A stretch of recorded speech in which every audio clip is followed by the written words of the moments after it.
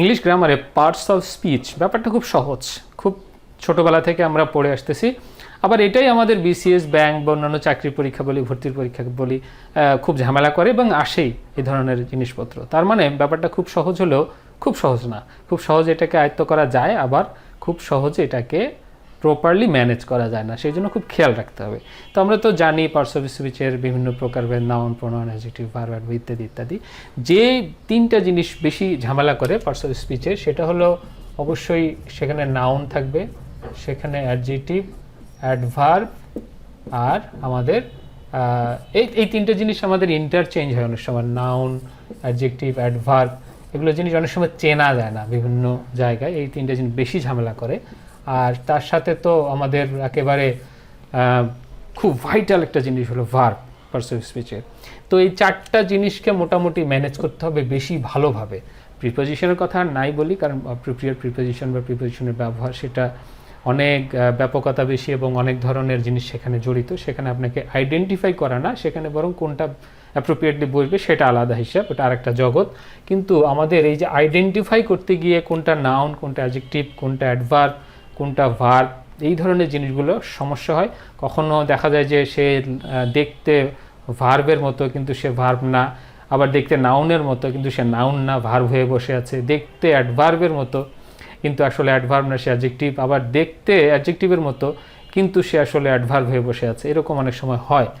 তাহলে আমরা দুই একটা সেন্টেন্স দেখি এরকম, যেখানে ব্যতিক্রম ঘটে, কারণ ব্যতিক্রম ছাড়া তো রেগুলার জিনিসগুলো দিবে না। যেমন গুগল একটা কি শব্দ? গুগল একটা নাউন, তাই না? গুগল একটা নাম, একটা কোম্পানির নাম, প্রতিষ্ঠানের নাম। কিন্তু এই সেন্টেন্সটা আমরা যদি দেখি, কাউকে যদি আমরা বলি প্লিজ গুগল দ্য ওয়ার্ড, মানে এই শব্দটা গুগল করো, গুগল করো, এই সেন্টেন্সে ভার্বটা কোথায়? এটা তো ভার্ব না, এটাও তো ভার্ব না, এটাও তো ভার্ব না। তা ভার্ব তো থাকতে হবে একটা সেন্টেন্সে, সাধারণত থাকতে হবে।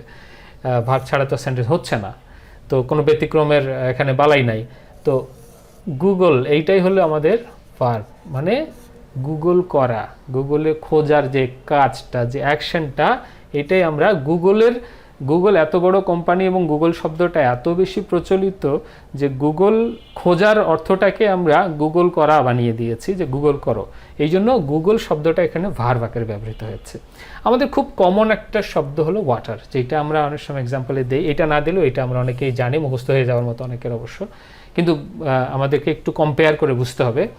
যেমন ওয়াটার হলো নর্মালি তো ওয়াটার হলো নাউন, তাই না? পানি, এখানে কোনো সন্দেহ নাই। কিন্তু আই ওয়াটার মাই প্ল্যান্টস, এখানে তো কোনো ভার্ব দেখা যাচ্ছে না অন্য জায়গায়, তার মানে এটাই ভার্ব। এই যে আই ওয়াটার মাই প্ল্যান্টস, আমি আমার গাছে পানি দেই, তাহলে এই যে পানি দেওয়ার যে কাজ, এটা একটা কাজ। এই যে গুগল করা, এটা একটা কাজ। এগুলো হলো ভার্ব আমাদের। তাহলে এরকম কিছু কিছু জিনিস থাকে যে আন্ডারলাইন করতে বলে যে এই শব্দটা কোন পার্টস অফ স্পিচ, বা এই শব্দটা কোন পার্টস অফ স্পিচ। দেখেন সাবজেক্ট থাকে, তারপরে ভার্ব থাকে, কিন্তু এখানে তো সাবজেক্ট নাই। কারণ এখানে সাবজেক্ট নাই, এই সেন্টেন্সটা হলো ইম্পারেটিভ সেন্টেন্স, সাবজেক্ট উজ্জ থাকে। তার মানে সাবজেক্ট থাকলেই তারপরে ভার্ব, এরকম না। ইম্পারেটিভ সেন্টেন্স যদি আমি বলি গো টু দ্য শপ, দোকানে যাও, তাহলে এই যে গো টু দ্য, এখানে প্লিজ লাগাইতে পারি, please go to the shop, তাহলে এটাই তো ভার্ব। তাহলে এখানে প্লিজ গুগল দ্য ওয়ার্ড, এটাই ভার্ব, এই গো এর বরাবর এখানে যদি একে বসাই। আচ্ছা, এরকম আরও কিছু শব্দ আমি একটু এক্সাম্পল হিসেবে দিতে পারি। যেমন ইমেল, ইমেল কথাটা একটা নাউন, কিন্তু আমি যদি বলি I will email you tonight, আমি আজকে রাতে তোমাকে ইমেল করব, তাহলে এই ইমেলটা হয়ে যায় ভার্ব। এই ইমেলটা এখানে ভার্ব। বটল, বোতল, তাই না? বোতল একটা নাউন, কিন্তু আমি যদি বলি দে বটলড দ্য জুস, তারা জুসগুলোকে বোতলে ভরলো, পাস্ট টেন্সে করলাম আর কি। এটা ভার্ব যেহেতু এটাকে পাস্টও করা যাবে, এই ইমেলটাকে ইমেইলড করা যাবে, মানে দে ইমেইলড মি ইয়েস্টারডে, গতকালকে তারা আমাকে ইমেল করেছিল, এরকমও বলা যাবে। সুবিধা আছে, তাই না? কিছু টেক্সট, টেক্সট মানে নর্মালি মেসেজকে বুঝি আমরা সাধারণত। তাহলে হি, এটাকে আমরা পাস্ট টেন্সে এটাকেও করতে পারি, টেক্সটেড মি, কিছু একটা, তাই না? হি টেক্সটেড মি, সে আমাকে মেসেজ করে জানালো। চেয়ার, চেয়ার মানে নর্মালি নাউন, সাধারণত চেয়ার, কিন্তু চেয়ার কোনো অনুষ্ঠানের সভাপতিত্ব করাকেও তো চেয়ার বলে। তাহলে হি চেয়ারড, ইডি চেয়ারড দ্য মিটিং, এরকমও তো করা যেতে পারে। তাহলে দেখে অদ্ভুত লাগলেও করার কিছু নাই যে চেয়ারকে আবার চেয়ারড কীভাবে করে। তাহলে এটাও আমাদের ভার্ব পাস্ট টেন্স, এটাও আমাদের ভার্ব পাস্ট টেন্স, এটা আমাদের ভার্ব পাস্ট টেন্স, এটা প্রেজেন্ট টেন্স মানে প্রেজেন্ট ফিউচারের ক্ষেত্রে এখানে আমি বেস ফর্মটা রাখলাম উইল দিয়ে। এটাকে আমরা নর্মালি প্রেজেন্ট, পাস্ট এবং ফিউচার সব টেন্সে নিতে পারি যেহেতু এগুলো ভার্ব। সুতরাং আমাদের যখন আমরা একটা সেন্টেন্সকে দেখব তখন সঠিকভাবে নির্ণয় করার চেষ্টা করব তার অবস্থানটা কোথায় এবং সে কি মিন করে, এটা অনুযায়ী তার পার্টস অফ স্পিচ নির্ধারিত হয়। যদিও এখানে আমি বটলড বলার কারণে ইডি যুক্ত করার কারণে মনেই হচ্ছে একটা ভার্ব, কিন্তু যেটাকে আমি প্রেজেন্ট টেন্সে দিতাম ইমেইলের মতো, তাহলে বা ফিউচারে দিতাম এই যে ইডি ছাড়া বেস ফর্মে থাকতো, সেটা ফিউচার ইনডিফিনিটই হোক আর নর্মালি আমাদের প্রেজেন্ট ইনডিফিনিটই হোক, তাহলে কিন্তু আর সব বোঝা যেত না।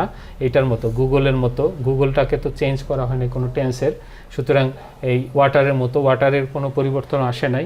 সুতরাং এগুলোকে দেখলে নাউন আর ভার্ব একই রকম, কিন্তু অবস্থানগত কারণে এগুলো ভার্ব হিসেবে ব্যবহৃত হয়েছে। সুতরাং আমাদেরকে খেয়াল রাখতে হবে এরকম কিছু শব্দ যেগুলো রেগুলারলি এক ধরনের পার্টস অফ স্পিচ হিসেবে ব্যবহৃত হয়।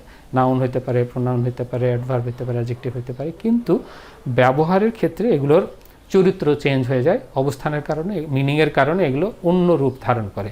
সাধারণত এগুলোই পরীক্ষায় আসে বেশি। আমরা যাতে ওগুলো চিনতে পারি সেই চেষ্টা আমাদের করতে হবে, এবং এগুলো চিনতে পারলে পার্টস অফ স্পিচের যে বেসিক সেন্স প্লাস এগুলো চেনা জানা থাকলে পার্টস অফ স্পিচ রিলেটেড প্রশ্নগুলো সহজে সমাধান করা যাবে। ধন্যবাদ সবাইকে।